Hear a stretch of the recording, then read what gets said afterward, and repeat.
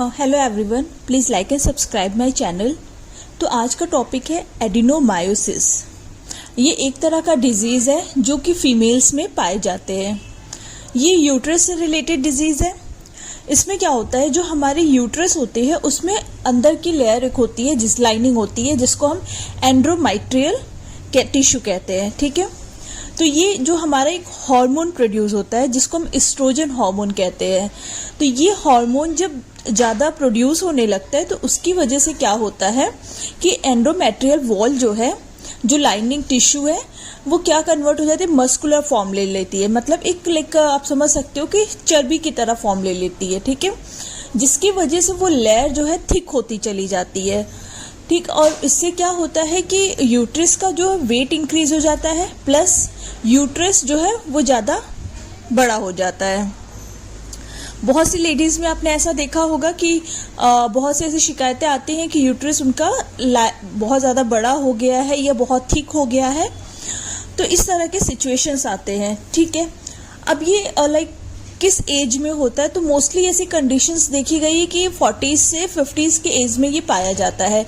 लेकिन अब क्या देखा गया है कि ये 30s के भी एज में इसको देखा गया है कि ये एडिनोमायोसिस जो है ये 30s की एज में भी होने लगा है।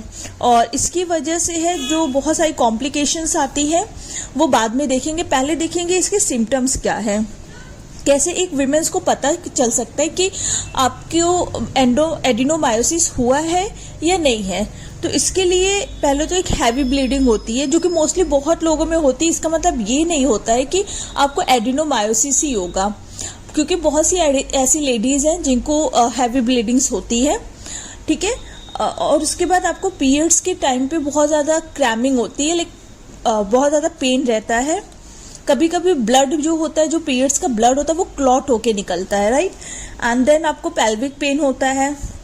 इसकी वजह से जो है जैसे एडिनोमायोसिस जिसको भी होता है तो उसको लाइक जो 30s वगैरह की एज में होते हैं तो उनको इनफर्टिलिटी का भी सामना करना पड़ता है।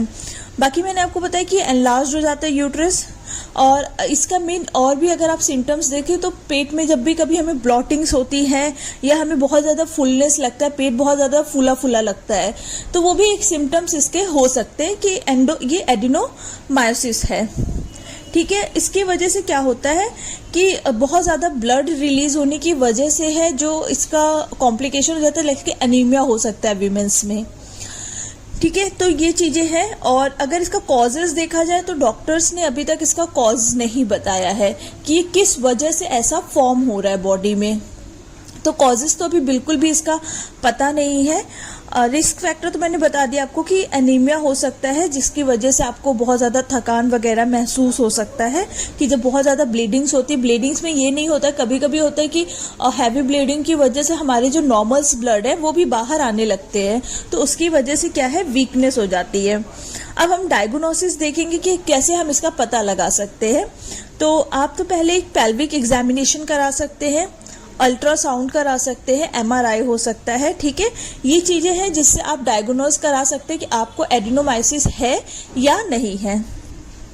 ट्रीटमेंट क्या होता है, ट्रीटमेंट नॉर्मली ये देखा गया है कि जब भी मेनोपॉज होता है, मेनोपॉज वो स्टेज होता है जब पीरियड्स आना बंद हो जाता है, जो कि 50 से 55 के एज में ऐसा देखा गया है। किसी किसी में 45 की भी एज में मेनोपॉज देखा गया। उस समय क्या होता है कि हमारे बॉडी में जो है एस्ट्रोजन का हार्मोन जो है, एस्ट्रोजन हार्मोन, वो डिक्रीज होने लगता है। और आप कह लें कि मेनोपॉज के टाइम पे बहुत ज़्यादा कम रिलीज होता है, जिसकी वजह से ये जो एडिनोमायोसिस है वो ट्रीट होने लगते हैं। मतलब वहाँ पे फिर एंडोमेट्रियल जो लाइनिंग है वो फॉर्म नहीं होता है। उसकी वजह से क्या होता है कि ये एडिनोमायोसिस जो है वो सही होने लगते हैं। और इसके अदर ट्रीटमेंट हो सकते हैं हिस्टेरेक्टोमी। इसमें क्या होता है कि आपका सीधे यूट्रस ही रिमूव कर देंगे, जिसकी वजह से फिर आप बाद में प्रेग्नेंट नहीं हो सकते हैं। इसका ये रीज़न है। तो ये कुछ बातें हैं जो एडिनोमायोसिस से रिलेटेड है। तो अगर ऐसा कोई भी सिम्टम्स आपको दिखता है अपनी बॉडी में, so you can consult with your doctor. आप उसके लिए मेडिकेशन पे भी जा सकते हो, ट्रीटमेंट इसकी होती है। बट इसके कॉजेस नहीं पता है कि ऐसा क्यों ये होता है कि एक एंडोमेट्रियल लाइनिंग जो है वो मस्कुलर फॉर्म क्यों ले लेती है बॉडी में, इसका अभी तक कुछ भी पता नहीं चला।